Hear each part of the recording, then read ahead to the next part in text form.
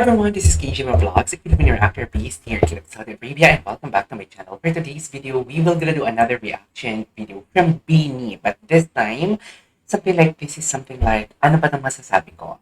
Parang may mga nagbabasa kasi ako sa X na ano ba naman yung master nyo? Ano ba naman yung master nyo? Leader ka pa naman and everything. Okay, to cut to cut the story short, pumiyok si Joanna kasi when she is singing Isa Pang Araw. When I first heard this song singing by Joanna, doon sa concert nila, sa mga performances nila, solo performances nila ng concert nila, nagulat talaga ako na kumanta si Joanna ng Isa Pang Araw. Kasi this song is from Sarah G. Kung babalikan niyo yung aking reaction video, sinabi ko talaga sa reaction video ko na this song is so hard, tough, and difficult. Kasi lahat ng mga kanta ni Sarah Geronimo, parang Mariah Carey lang yan. Hindi pinapakanta sa iba. Parang ganun lang yung atake niyan. Napakahirap ng kantang to. Akala nila madali lang talaga to sa pandinig natin. Pero pag the way i-execute mo to, mahirap talaga siya. So, may mga nagsasabi kasi, may nabasa ako sa X talaga, ano ba naman yung master nyo? Ano, master nyo pa yan? Ganun, pumiyok, something like that. Dear, tao lang din naman si Joanna. Kahit naman siguro kung sinong mga artista or mga singer dyan na napakagaling kumanta, is pumipiyok talaga. Especially sila, sunod-sunod ang show nila. Wala silang pahinga and they are not just singing there. They are performing, they are dancing as well while singing. So, sana maintindihan natin yan. Ang nakakalungkot pa nito is puro Pinoy. Most of them are Pinoy. Hindi ko alam kung anong pinaglalaban nila. Diba? Minsan nakakahiya talaga na maging Pinoy ka dahil sa ugali ng kapwa mo Pinoy. Malalaman mo yung pag nasa Saudi, nasa abroad ka, na yung hihila talaga. Kaya, most of my friends here are ibang lahi. Mas magaling pang makisamang ibang lahi. Mas magaling, we are in a third world country, right? Pero, alam mo yung, ang mga Saudi kasi very alta yan sila. So, nag-story talaga ako, no? Gusto ko lang emphasize talaga na may mga, may mga Pinoy talaga na, ugaling aso.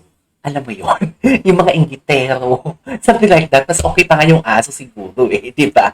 Anyways, yun nga, most of my friends here are mga local rather than expat na kapwa Pinoy. Yun lang yung machichika ko. Kasi iba-ibang ugali ng Pinoy talaga minsan, sa totoo lang. Though, yeah, without further ado, let's always. Tingnan natin dito ang performance ni Joanna. And understandable din naman yan kasi may sakit si Joanna and at the same time, sunod-sunod ang show nila. Yun yung masasabi ko, sunod-sunod talaga yung show nila. And tao lang din naman siya. Oh my God, she cried. She cried talaga na parang alam mo yung parang, oh my God, alam niya siguro maybe umiiyak siya, not just because hindi niya na-execute well, it's because na-disappoint niya yung mga taong nanonood. But it's okay. As a certified bloom for almost 3 years, should I say, maiintindihan ko talaga and alam ko talaga yung capacity ni Joanna kung saan man siya. And then, ano pa ba ang itatakay ko dito? And siguro iniisip din dito ni Joanna, oh my God, bash na naman ito and everything. Tapos alam mo yung sa Jabawokis na yun, di ba may celebrity ata nakikisawsaw dito? Basta, huwag nyo lang i-search para hindi siya umangat sa algorithm niya. Parang, for me, ang ganda ng ano na yun, ang ganda ng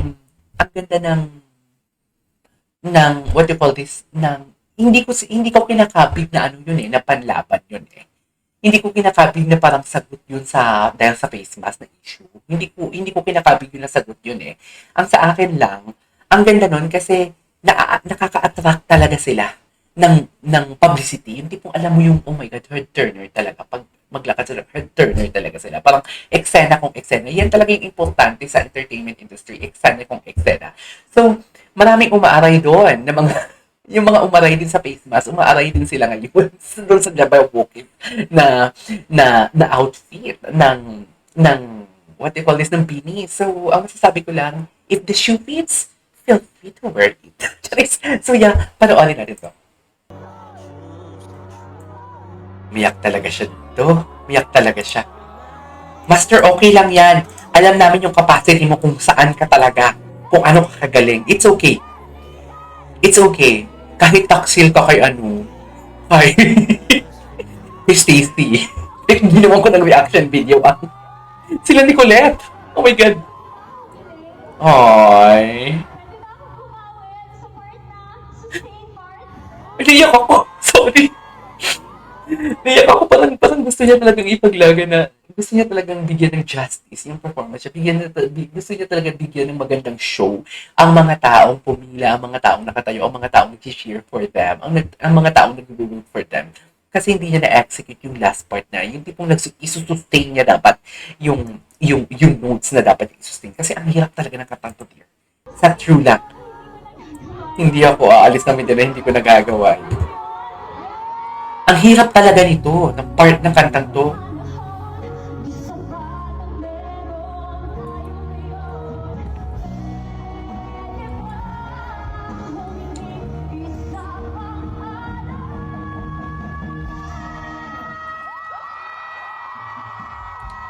And she sustained. Although I have to be honest with you, although medyo ano na no, medyo nagka-crack ang kanina habang nag-a-ascending siya, medyo nagka-crack na yung voice niya. Maybe because sa emotion, sa pagod, and may sakit pa siya, and that is understandable. Ang dami na. Si Regine nga, di ba? Si Regine nga na pumiyok na wala ng boses, Asia Songbird pa yun. Na kumakanta lang yun, eto sumasayaw pa.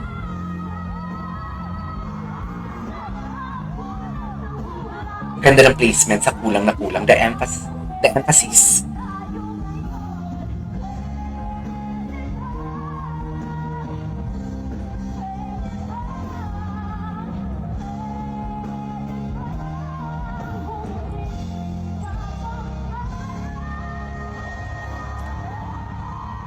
Yes. Yung kasi yung problema yung descending ka tapos nag-ascending ka, pero pagdating sa pag-sustain mo, madali na. Pero yung pumapataas ka pa lang, mahirap siya. Hindi fan cam siya. Okay. Ay, Master Joe gets emotional. Okay. Ay, ito, gusto ko to. Gusto ko yung paan niya. Bakit ka gusto yung paan ni Joe? Ni Master Joe? Di ba? Yun lang.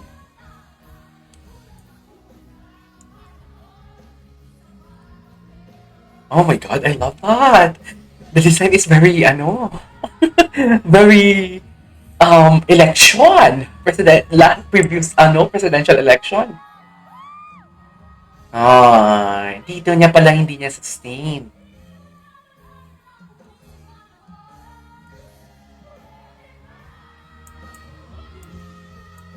Ang hirap kasi ang taas ng mga notang hinihit niya.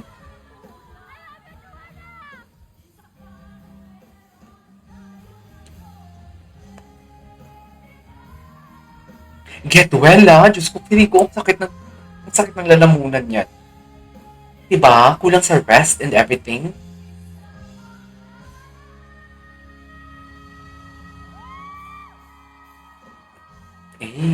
Okay. Anyways, that is something like my special reaction video lang dito and to clarify the things. Kasi most of my viewers naman kasi are Filipino. So, makakatisod talaga tayo ng mga bashers dyan. Diba? So yeah, that's our for today's video. This is KJ Vlogs and see you on my next vlog. Bye!